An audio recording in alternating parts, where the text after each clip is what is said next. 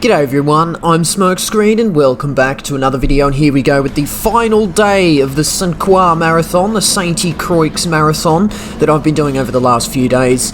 This is the fourth and final video that I've managed to scrape together around the races that I did here in this daily race C from a few weeks ago at Circuit de Sainte-Croix C2 in Group 4.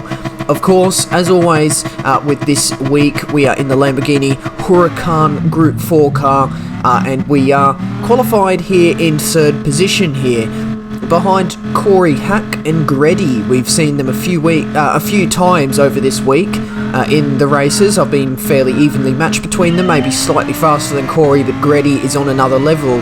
And we're going to discuss the strategy we may see, we may remember Greddy doing over the last few videos that we've seen him beat the rest of the field by quite a hefty margin most of the times here.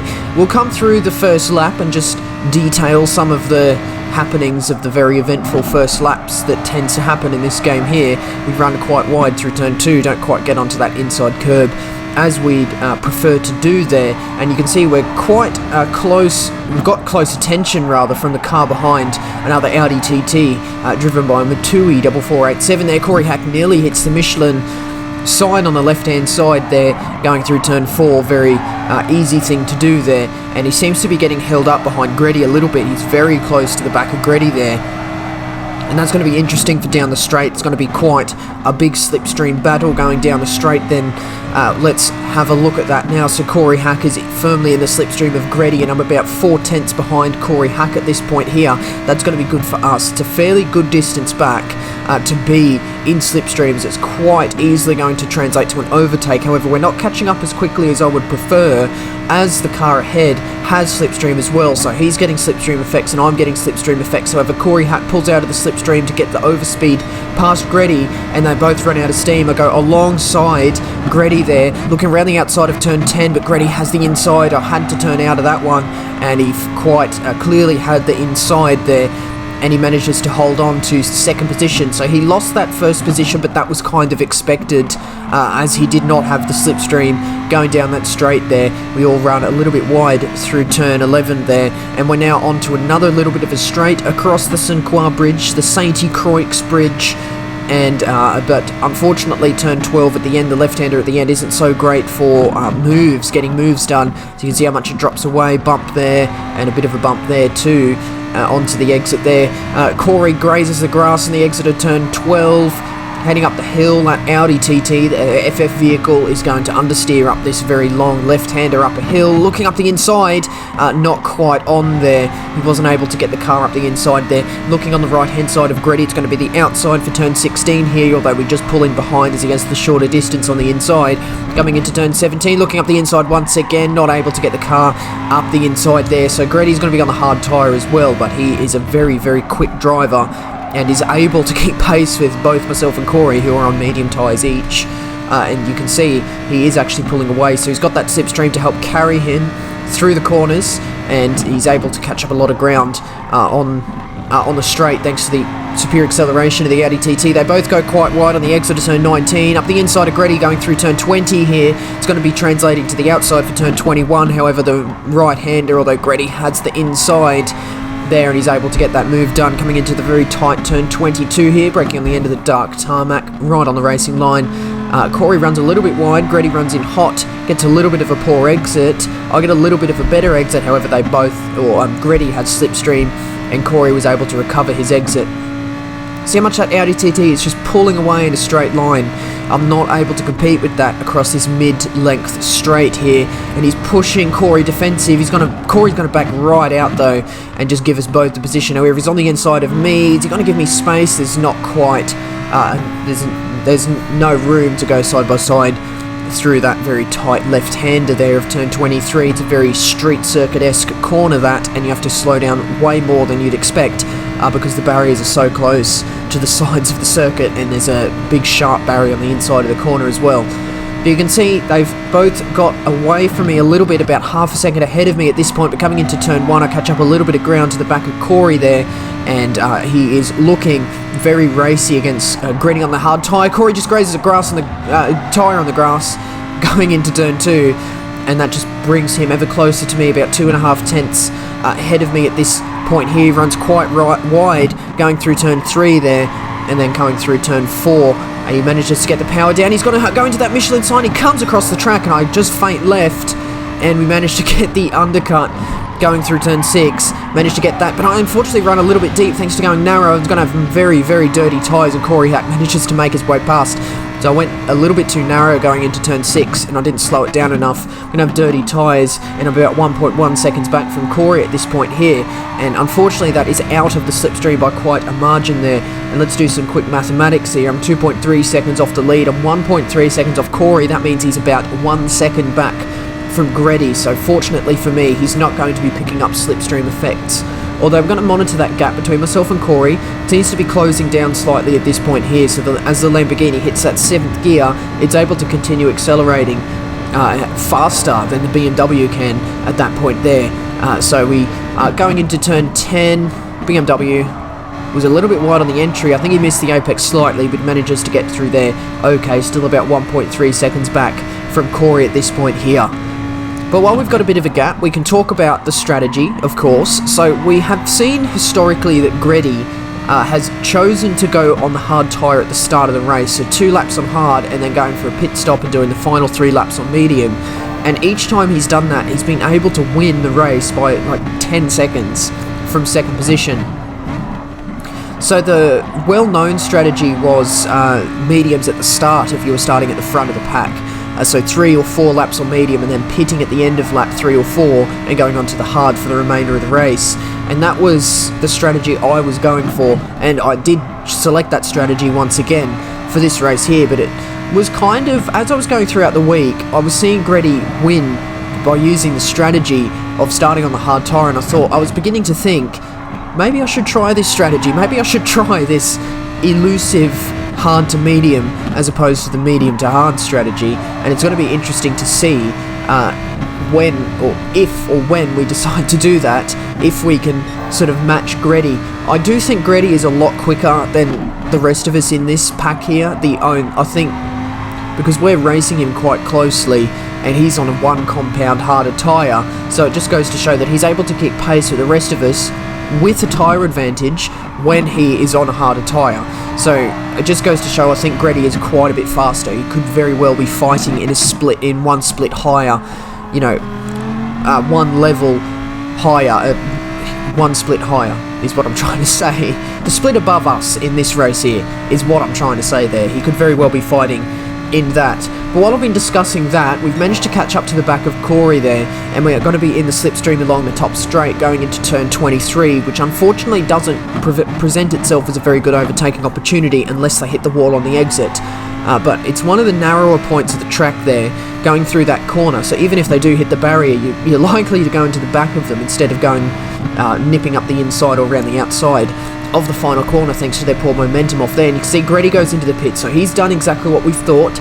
2 laps on the hard to start off the race. We're now in first and second, myself and Corey, and I'm in the slipstream of Corey. I was catching up quite quickly going into turn 1 there, but I thought I'm going to hold off and go for slipstream down the massive straight, as that is more of an advantage through there.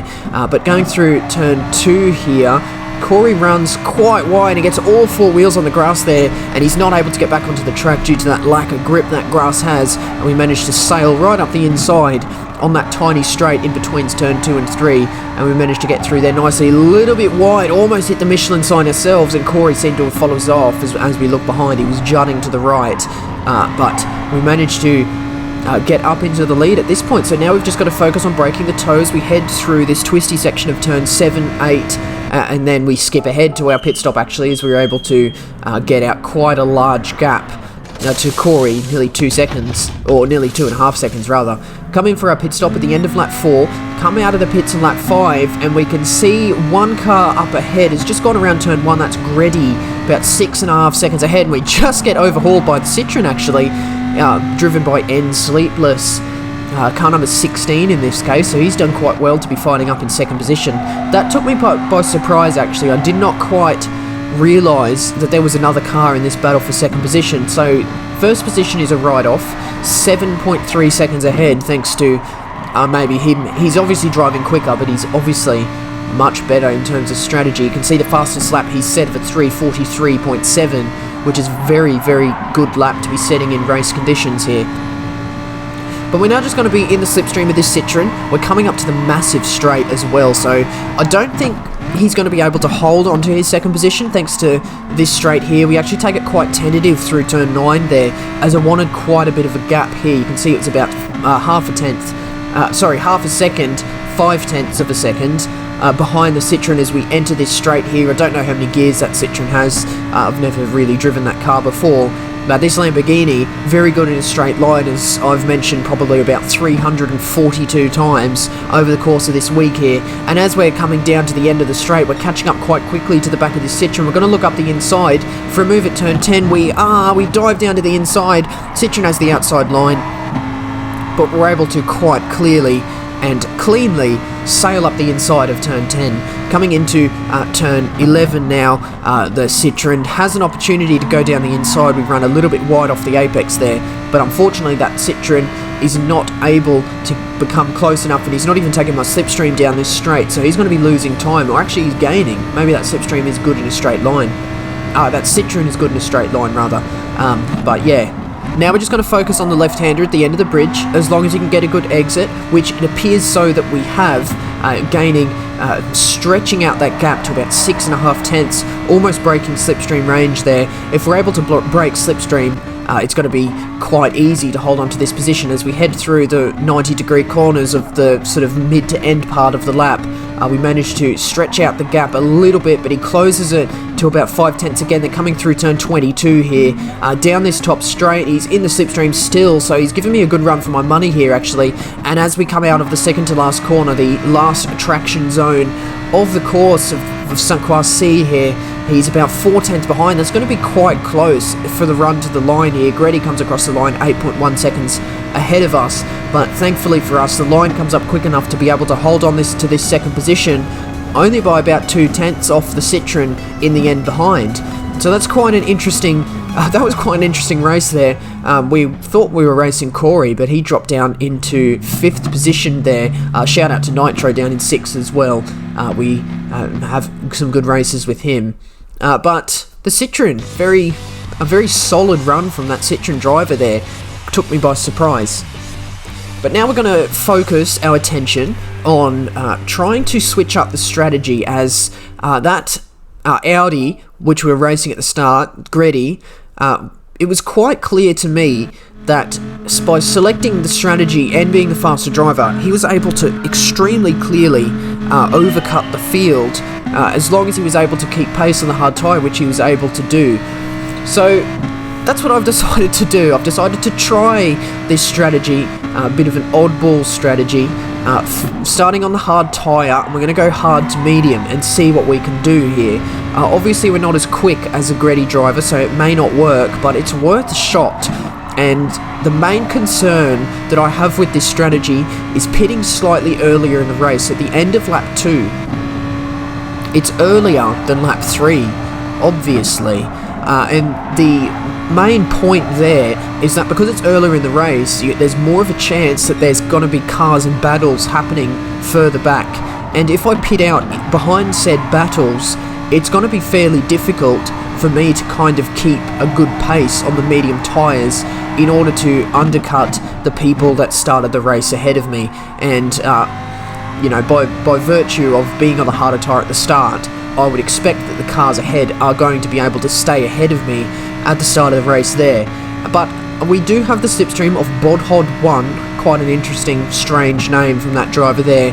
He's in the Audi T2, who's dropped out of slipstream range of GT Rebecca, another very quick driver in the Audi TT there. And you can see as we once again hit our top speed in the Lamborghini, we're able to extremely clearly completely drive past that Audi driver going into turn 10, and as long as we can keep it narrow, and we do, park it on the apex beautifully. Actually no, we wash completely wide and slam into that barrier quite heavily, and Bodhod is able to get us on the exit there, so that was quite an embarrassing little occurrence there by me. Bodhod runs very wide going through turn 11, and we're able to run 3 abreast across the Sainte-Croix Bridge. This is going to be very interesting for the events that's going to ensue at turn 12 at the end of the bridge, although the Audi TT that was behind the two of us was able to get a superior run as he wasn't compromised by another car going through turn 11, and he was able to quite clearly drive past us. The Bodhod falls down into 4th position. We were able to have the momentum around the outside, going up the hill, up through turn 14, very understeery left-hander up a hill, and we were able to keep that position off Bodhod there. Bobby Labonte in the Audi TT ahead, runs quite wide, going through turn 15, and we were able to catch up quite a bit of ground there, and he brakes quite early for turn 17 here, but he is able to keep it on the racing line beautifully, and we're not given an opportunity to go up the inside of turn 18, which we had done, a move that was on throughout this week. He gets a poor exit from turn 18, however, he runs defensive. We have to go to the outside there, pull out of the slipstream as that Audi is in that very strong mid-speed acceleration there, and he turns in very late into turn 19, forces out a little bit wide. We just cut across the front of Bodhod there, going through turn 20, and he's not able to follow Bobby Labonte through, essentially, going through turn 21 there. Bobby Labonte just grazes the grass on the exit of turn 21 there, and he runs a little bit wide through turn 22, receive a little bit of a bump from behind by Bodhod there, so that's the harder tyre having less grip, and it's not able to sort of keep the car rolling quicker through that sharp left-hander there, and he's able, by virtue of a little bit of a bump and run, I would probably call that, he's able to get up the inside on the straight, and he's gonna force us quite wide, turning in once again a little bit late for that turn, very tight turn 23 there, and he's able to keep that position of 3rd. So quite an interesting first lap there. We're falling down the field a little bit, which Greddy managed to not do there, and you can see we actually go into the pits at the end of lap 1. So I was struggling on that hard tyre, to be honest, at the start of the race. I was stuck in battles and falling backwards in the pack. My eyes were on GT Rebecca, really, as that's where I wanted to sort of be fighting. But thanks to going in on the end of lap 1, the battles up and down the field are very close still. So about the closest they're going to be in terms of coming out of a pit stop, and we rejoin the race down in 12th position, the lowest position that we actually ever were in this week of races here. But now we're on the medium tyre, and as long as we can get past cars quickly, as this pink Audi TT is all over the place, suffering actually quite heavily from lag, a 1-bar connection, we're able to quite easily go up the inside on the exit of turn 4 as he runs quite wide through there. And what I was going to say is that as long as we can just get carve through this pack smoothly and cleanly and catch up to cars at the right points on the track, we could still be on for the undercut. So it's going to be interesting to see how that develops throughout the race here. So we exit turn 9, we're about 8 tenths, or just over 8 tenths behind the VW Scirocco, the Volkswagen Scirocco, ahead of us in 10th, and unfortunately that's out of slipstream range, so we're not going to bother following that Scirocco slightly to the left of the line we're taking now, although as we begin to get up to our top speed we do drop in behind the Scirocco as the gap goes below 7 tenths. 8 tenths of a second, and just by the end of that straight we were beginning to get licks of slipstream off the back of the VW, so clearly the Volkswagen is not as good in a straight line at the end of the straight as the Lamborghini is. You can see we've caught up to these trifecta of cars here kind of at the wrong time, going through the twisty section. However, the Scirocco is offline over to the left, not taking slipstream of that Audi TT. I don't know the gap between to the Audi TT from myself, so I don't know if we were getting slipstream effects. But you can see that low to mid-speed acceleration of the FF cars that Scirocco is able to pull in between myself and the Audi TT. He runs quite wide, suffering from that aggressive bump halfway through turn 12, and he runs quite wide. And I get up the inside going through turn 14, and we cut turn 15 quite a bit there, but we managed to get 2 wheels onto the tarmac, therefore penalty free. So we got through that Scirocco kind of okay. We lost a little bit of time, but it's not detrimental, and I hope we can just get past these Audi TTs quite cleanly. It's going to be harder to get past the white Audi as it got slipstream but it should be fairly easy to get past Dredge Dragline there. You can see we're running side by side as we're heading towards turn 19. However, it is the outside, of course, for 2 consecutive left-handers. He doesn't hang me out to dry. He doesn't turn in late there. We managed to hold it around the outside. A little bit of contact between us, and Scream Feeding comes back onto the circuit, and there's a little bit of lag and contact between us, and unfortunately, he also goes for a little bit of a dive and completely washes me wide, and that gives me a 1-second penalty. What absolute garbage. Thanks, Scream Feeding. I'm Scream Feeding without the feeding at the moment. Just screaming. So frustrating, man. Came off the circuit, rejoined in a dodgy manner, over to the racing line, and then completely drives me off the circuit, or smashes me wide, and gives me a penalty for it. So, yeah, beautiful. Beautiful work. So we're going to be trying to get past this car as quickly as possible, and unfortunately for us, we're going to serve this going down the 1.8 kilometer long straight. So that's going to be absolutely detrimental to our fight trying to get up the grid. They both cars ahead go into the pits, actually a few cars ahead go into the pits, and a couple of cars exiting the pits at the moment, however not into our path, which is lovely. So we rejoin, or Bobby LeBont rejoins behind us, but we run deep into turn 1. Not sure why that happened. Obviously just understeering a bit too much. I think I was a little bit frustrated at this penalty, as I knew how detrimental it would be to my charge up the grid. So if we didn't have the penalty, we've actually got a good little run. You know, we got the potential to fight up the grid quite well here. As you can see, the gaps between all the cars are quite massive ahead.